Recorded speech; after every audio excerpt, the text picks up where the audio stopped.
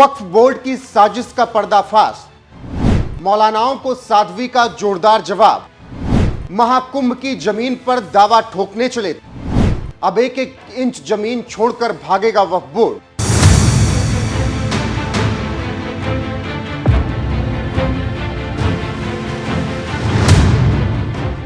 नमस्कार, मैं हूं आपके साथ रोहित और आप देख रहे हैं एनएफ न्यूज। महाकुंभ 2025 की तैयारियां पूरी हैं। देश और दुनिया भर से श्रद्धालु प्रयागराज पहुंच रहे हैं। सीएम योगी ने महाकुंभ की हर एक तैयारी पर लगातार नजरें बनाई हैं। 13 जनवरी से 26 फरवरी तक भक्त मां गंगा की गोद में होंगे। हर तरफ भजन कीर्तन और कथाओं के साथ भक्तिमय माहौल होगा। लेकिन इन सब के बीच कुछ अराजक तत्व पहले से ही ये माहौल बनाने में जुट गए हैं, जिससे महाकुंभ विवाद में आ जाए। ऑल इंडिया मुस्लिम जमात के अध्यक्ष मौलाना शहाबुद्दीन रजवी बरेलवी भी कुछ ऐसा ही दावा करके महाकुंभ के आयोजन वाली जमीन को वक्फ की जमीन बता रहे हैं। मौलाना शहाबुद्दीन ने दावा किया कि जिस भूमि पर महाकुंभ 2025 की तैयारी की जा रही है वह वक्फ की संपत्ति है। 54 बीघा जमीन पर मौलाना शहाबुद्दीन दावा ठोक रहे हैं, प्रयागराज के किसी सरताज नाम के व्यक्ति के आधार पर। प्रयागराज के जो मुसलमान हैं उनमें से एक सरताज नाम के हैं, उन्होंने इस बात की जानकारी दी और कहा, एलानिया तौर पर इस बात को कहा कि जो जमीन है, जिस जमीन पर, जमीन के बहुत सारे हिस्से पर जो शामियाने तंबू वगैरह लगाए गए हैं, इंतजाम किए गए हैं, मेला लग रहा है, ये वक्फ की जमीन है और वहां के मुसलमानों की जमीन है। मौलाना के इस दावे पर जवाब भी अब उन्हें मिल रहा है और साध्वी रितंभरा ने मौलाना को करारा जवाब देते हुए कहा कि जिन्होंने देश को धर्म के आधार पर बांटा, साजिश के तहत जमीन पर कब्जा किया, उनसे सभी जमीनें सरकार को ले लेनी चाहिए।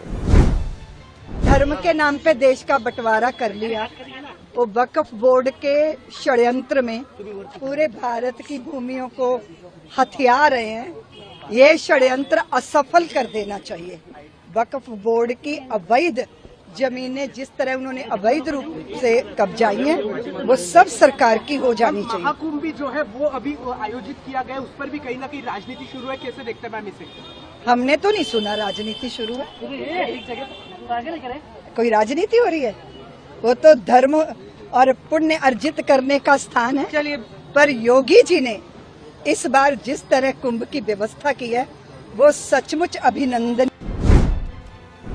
वक्फ बोर्ड की सभी संपत्तियों को सरकार को ले लेना चाहिए। साध्वी रितंभरा के इस बयान के बाद सवाल उठने लगा है कि क्या अब योगी सरकार में भी वही हो सकता है जो आंध्र प्रदेश में चंद्रबाबू नायडू की सरकार ने किया है, यानी वक्फ बोर्ड को क्या भंग किया जा सकता है?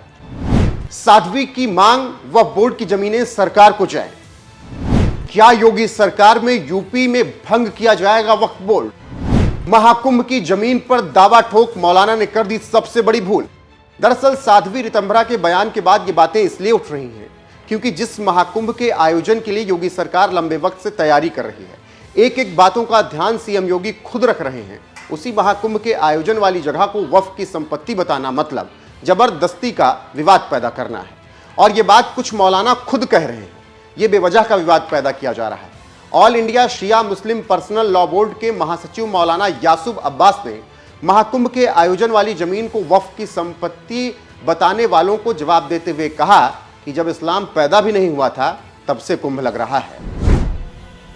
प्रयागराज इलाहाबाद में कुंभ में जो मेला चल रहा है उसकी तैयारियों को लेकर जिस तरीके की बयानबाजियां हो रही हैं, मेरे ख्याल से बिल्कुल गलत है।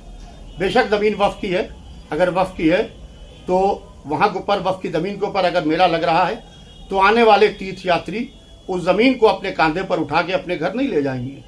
वो अपना वहाँ के ऊपर अपनी इबादत करके, अपनी पूजा करके वो वहाँ से वापस चले जाएंगे। इसको कंट्रोवर्सी में डालना किसी भी इबादत को, किसी भी धर्म की, तो मेरे ख्याल से ये बिल्कुल गलत है। और जहाँ तक कि ये बात कही जा रही है कि वो जगह वक्फ की है और वहाँ के ऊपर कोई आ नहीं सकता है, कदम नहीं रख सकता है, तो अभी आप देखिए सैलानियों ने जिस तरीके से सैलानी फंसे थे और किस तरीके से मस्जिद के दरवाजे खोले गए और किस तरीके से मस्जिदों में उनको जगह दी गई। ये एक इंसानियत है और इंसानियत के नाते हिंदू को मुसलमान के साथ में, मुसलमान को हिंदू के साथ में बाकायदा खड़ा होना चाहिए है। इसको तंग नजरी से नहीं देखना चाहिए है।